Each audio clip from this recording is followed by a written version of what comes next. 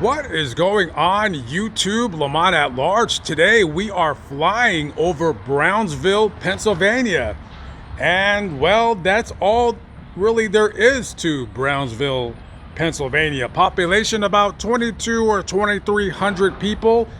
Back in its heyday in the teens and early 20s, there were upwards of about 18,000 people here. Today we're going to briefly walk around town, briefly talk about the history of Brownsville, and we're gonna talk about well, what the hell happened to this place. We're gonna start off with a bummer, and the bummer is that the River Railroad and Transportation Museum is closed, but I get to show you this cool old caboose right over here. And sadly, when I come to towns like this unprepared, not looking ahead for places like this to be open, oftentimes this is what I see is a closed museum or historical society amongst other places that are closed.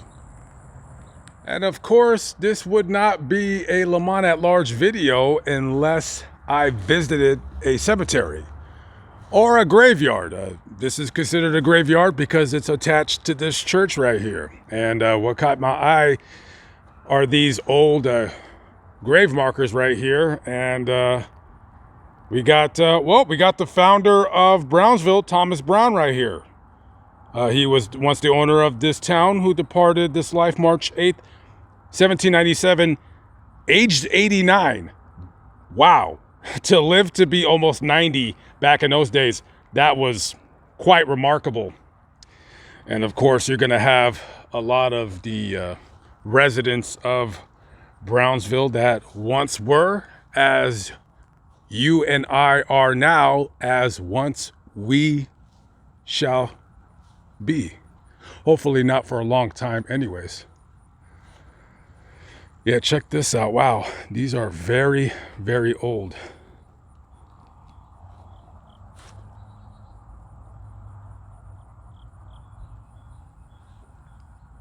A native of Walton in England. Look how ornamental these stones are right here. I mean, you can tell very, very old. 175 years old. And sometimes you'll see people cleaning these stones when they'll spray them with D2. There are certain stones that I would not want them to clean. I think they should just kind of look like this, even though it appears that some work has been done already to clean it. I think they should be left alone because it grants almost a certain mystique to the grounds here. In the year 1774, he was the only physician and surgeon in Lord Dunmore's army. They immigrated to Western PA amongst the first settlers, and by a long and successful practice, he ordered himself to hundreds. They were generous friends and good citizens. Guys, surgeon. Okay, keep in mind that word, surgeon. He was the only surgeon in town. You know what surgeries were like back then, right? Here's a rag, bite on this. We're gonna have to take your leg. And they get that saw and they just go at it. Yeah, those were rough times. Can you imagine? You imagine getting shot in your arm and they know that you're gonna die because the infection is gonna spread unless they cut your arm off. And oftentimes in those days, surgeons were little more than just guys that just hacked off body parts. Now, you had some surgeons that, for the most part, they studied anatomy and, they went to school, whatever school was back in those days. But a lot of times, surgeons were these guys with these medieval instruments covered in blood, and they would come to wherever the surgery was going to take place, and they would wear these bloody aprons, and it was a sign of a good surgeon the bloodier his apron was. So in theory, you didn't want a surgeon coming into your home with a clean apron. The bloodier, the better is what they would want and needed back in those days. Does anybody need a spare tire? That's actually a very good spare. The tread on it is still good. I don't know about that tire right there. I don't know how good that is, but if I had the room, I would definitely take that. That is a good spare, for sure. Now, I'm just being plain nosy right now. I'm just looking to see if they got anything good in the blessing box. Let's see. Scalloped potatoes, I am a fan. Applesauce, unsweetened. I guess you got to bring your own sugar. And we have some other miscellaneous canned goods. They got some good stuff in here. I was walking down this hill right here and I seen this cross. And of course, this is a roadside memorial with the name Jimmy Close on it. And the dates May 2nd, 1984 to May 1st, 2019. So around 4 o'clock in the morning, one day before his 35th birthday, James Close was riding an ATV with a passenger on the back. And I'm going to assume that he came from down this hill, or he might have came quick around this corner too much and hit this bump, and he crashes right into this guardrail. And of course, both riders are ejected. The passenger survived, and James did not. Killed on an ATV 4 o'clock in the morning, day before your 35th birthday. I'm gonna assume that maybe he was out partying, having a couple drinks, had a 3-month-old daughter, and it ended for him all right here.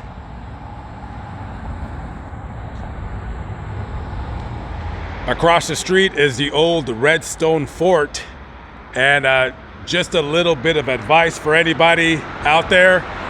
If you plan on coming down to Brownsville to check out the city, don't walk on that side of the street, because that retaining wall right there, let me tell you, we get a couple really good rains right here, let some of that ground soak up some water.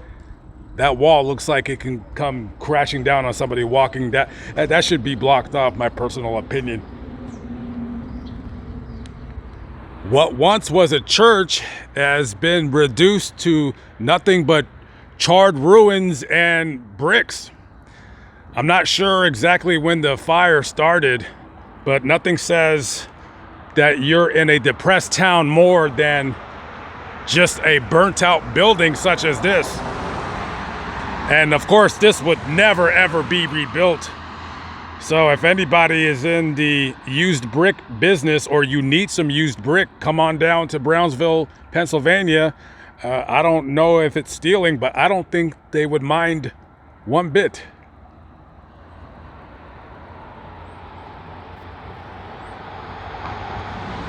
There once was a time that Brownsville was so important that they needed to expand on their Union Station. So they built this building right here, and this was a hub for the railroad that ran through Brownsville, Pennsylvania. And of course, after shutting down the rail line, slowly but surely, offices, businesses, they start leaving this building and they go to greener pastures. Somebody came to buy this building, and their plan was to refurbish it. Perhaps they were going to turn it into a hotel. They were talking about starting a riverboat gambling operation, but of course it didn't pass whatever propositions or measures needed to pass. It would have been an absolute great boon to this local economy right here, but for some unknown reason, they didn't want it. So everyone pretty much just left this building, and the last tenant that was in this building was some labor union, and they left in 2000, and it has been empty for the last 25 some odd years. What once was a magnificent train station, now just a decrepit piece of Brownsville's past. The Monongahela National Bank has definitely seen better days, that's for sure.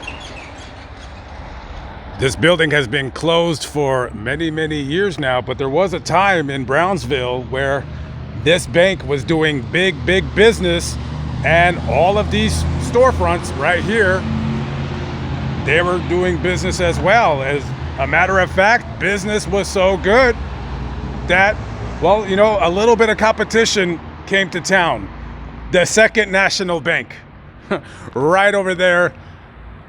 And there was a time where two banks competing for your business were duking it out right on this street corner. Hey, come over here.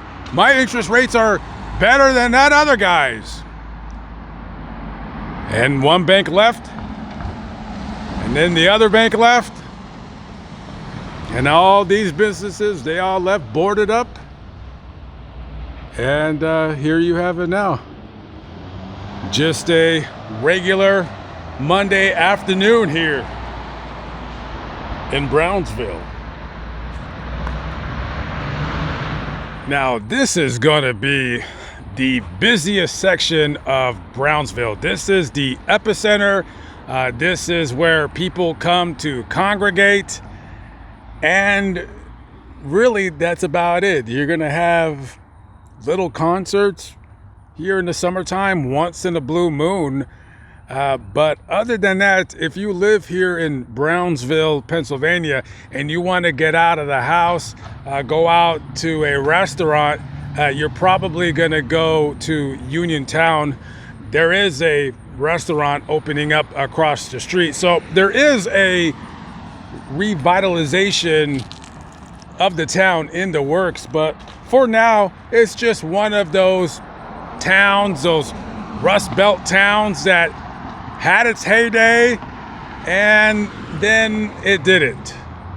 So a brief history about this town. It was first founded and settled in 1785 by one Thomas Brown, which is who the town is named after. And so basically, going into the 1800s, this town, around I want to say the 1840s, 1850s, had a population around 8,000 or so. And there was this little Bodunk town that people used to talk about back in those days. That's about 40 miles north of here. It was a town that people, when you would talk about like, oh, hey, this is an up and coming town, you should move there, there's jobs and what have you, people would say that town is not going to last. Some little Bodunk town named Pittsburgh. I wonder whatever happened to that place. Back in the mid 1800s, this town was known for really two things. Number one, this is the place where they built a lot of steamboats and barges. And number two, this place was known for its coal mines. As a matter of fact, 1 out of every 10 people that lived in Brownsville at one time or another worked for the coal mines. And also 1,100 men and women worked for the railroad, which was a very big deal back in those days. Now, the decline of Brownsville would happen very slowly over the course of about, say about 80 or 90 years. Now, you can only get so much out of a coal mine before, well, there's just not much left. And that's basically what happened to this town. So even through the 1970s, this was a happening place. Kids would meet up and go to the movies and drink Cokes, and some would try a beer or two that they swiped from Dad's stash. And then the 80s and the 90s came, and kids that grew up in this town, they're becoming young adults, and this place, there's really no jobs. The coal mines are done. And, people are tired of being in these little towns with nothing to do, so people start moving to Uniontown, and some would move to that dumpy little Boduk town that they used to talk about, Pittsburgh, which is now a burgeoning city. So over the course of those years, the population would dwindle and dwindle and dwindle until where it's at right now, which is about 2,300, depending on who you ask. This is the Mahana Gala. I'm butchering that name. I told myself I was going to practice that name, and I'll practice it later in the video. Monongahela River behind me. I'm trying, guys. I'm trying. Very important river back in the days for the local economy here. So this river, the Monongahela, I think I got it right. This river meets with the Allegheny, and then they merge at a point, and then the river it flows into the Ohio. So nice little town. We're gonna explore a couple sites of it, and we'll go from there. Since we're on the train tracks, I guess we'll check out the Brownsville art scene. Looks to be a couple expletives spray painted on this wall.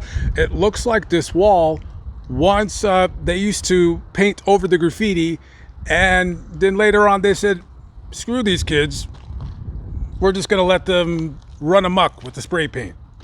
So if you're in Brownsville and you want to catch up with some juvenile delinquents, I'm pretty sure the police here in Brownsville, who, by the way, I don't know how many of them are employed here, but really ain't that many.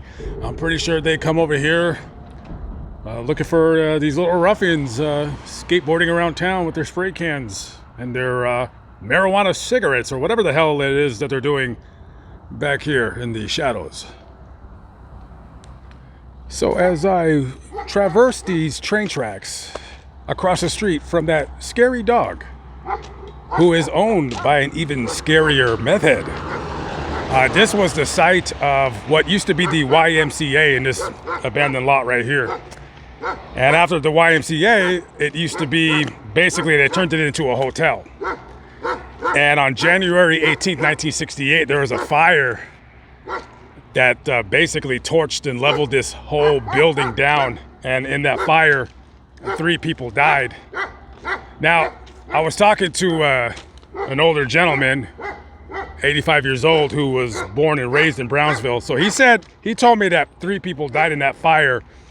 I went looking up at an old newspaper, and it said that in the newspaper that only 1 person died. It was 60-year-old Susan Kraft. However, in the same article, it said that John Westcoat, 90 years of age, suffering from smoke inhalation, was taken to the hospital, and also one 59-year-old Genevieve Penelope was taken to the hospital with severe burns. So possibly they might have succumbed to their injuries. Don't quote me on that. By the way, this building right here used to be some kind of an Elks Lodge. Oh, and by the way, Mr. Miller right there, he was telling me that if you have $100,000 and you want to come down here and spend it, you can buy his house, the house next door, and the house behind. So right where that dog is barking, right there, that house to the left, that dog's house right there, and that next house could all be yours for $100,000. Does it come with the barking dog? Because if it does, then let's talk. Okay, boy, I'm leaving. Now, there is some notable people that were born here in Brownsville, Pennsylvania, including race car driver Andy Linden. But I was surprised, pleasantly surprised, might I say, to read that William Eadie is from Brownsville, Pennsylvania. If you don't know who that is, well, he's part of the legendary wrestling duo Demolition. Huh? Does anybody remember Demolition? Demolition, we're gonna destroy you, or something like that. I don't remember, but yeah, Axe and Smash, Demolition. Yeah, Demolition Axe. He's from Brownsville, PA. I guess he was some kind of like a wrestling coach in Cambridge, Ohio, and then, well, he became a wrestler, and one of my favorite wrestlers, tag team wrestling duos of all time anyways. A little fun fact. Demolition Axe from this quaint little, sometimes scary, little town. That bridge right there is one of the other reasons why this town kind of fell off, kind of died. That's the Lane Bain Bridge. And when they built it, it allowed people that would come to Brownsville, downtown Brownsville, which is pretty much where we're at right now, to go shopping and stuff. When they built that bridge, it allowed people to bypass this town and just kind of go in between it. So it really, really, after that was built, just kind of continued its downward death spiral, if you will. And if you see over here, this building just recently caught on fire about 2 weeks ago. There was an ice cream place right here. It didn't look like it was open, but there looked like there was some kind of a lunch counter right there. So this was a place where you can go eat in town. And 2 weeks ago, this place caught on fire. I was talking to the fire chief, and he's saying that they don't know exactly how the fire started. They're still investigating it, figuring out what took place. And also, he did tell me about that other fire that I showed earlier in the video. That actually was caught on fire about, I want to say, a month ago. And that was purposely set on fire by an arsonist, if you will. Those damn arsonists.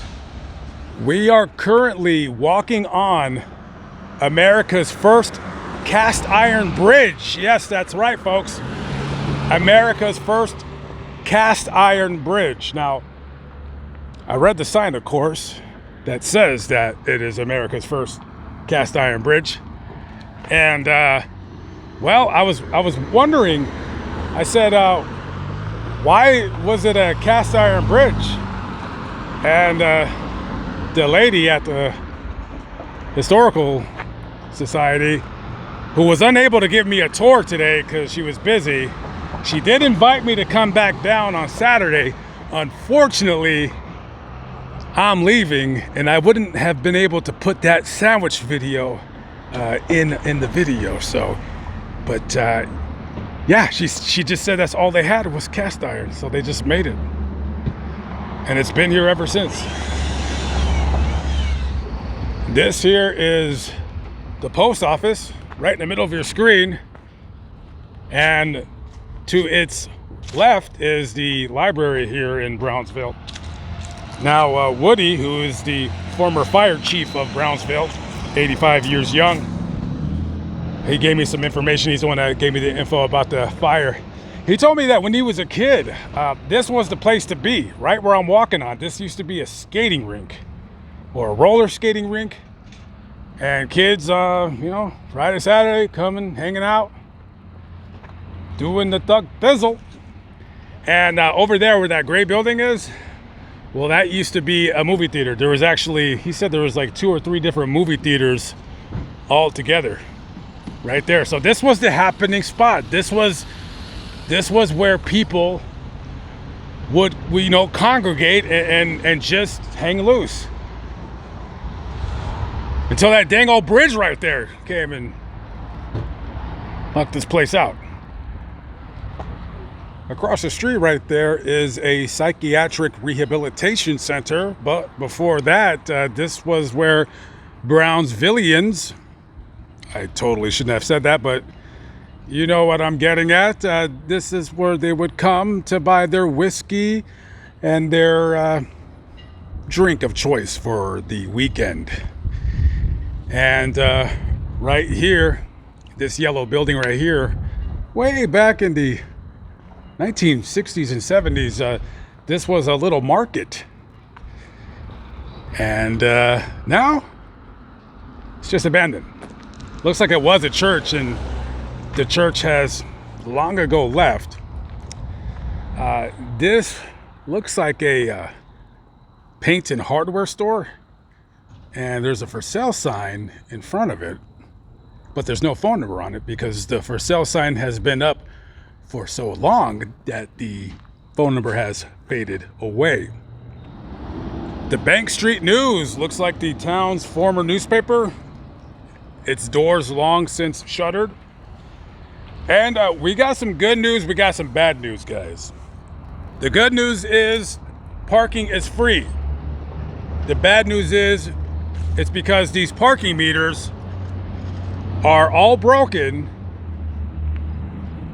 Nobody has serviced or fixed them. They have been broken into, and the coins liberated long ago because nobody's coming to Brownsville, and no one's going to pay for parking to come out here.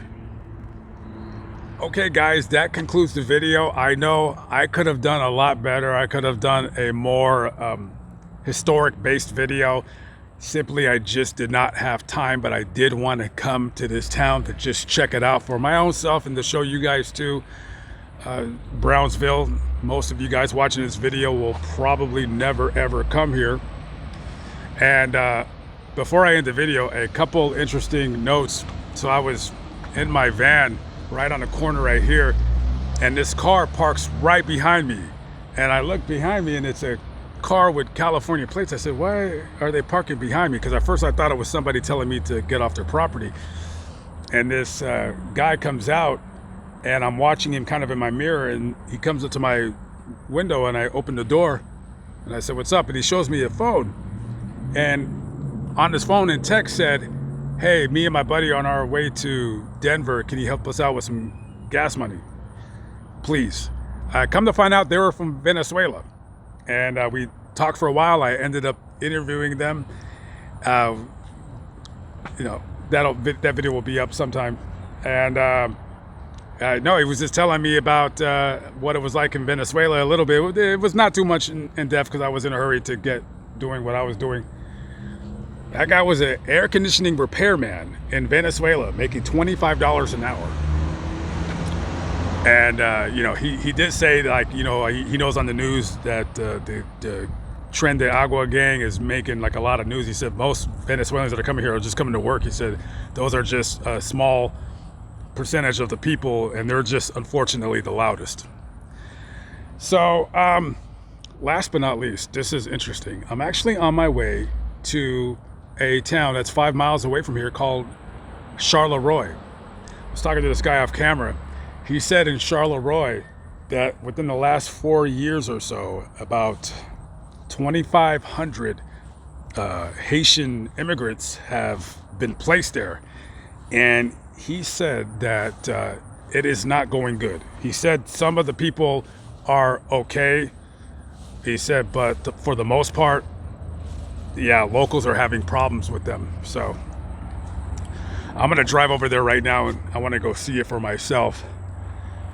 Interesting times ahead, if I do say so myself. Anyways, hope you somewhat enjoyed the video, and I'll catch up with you on the next one. Peace out.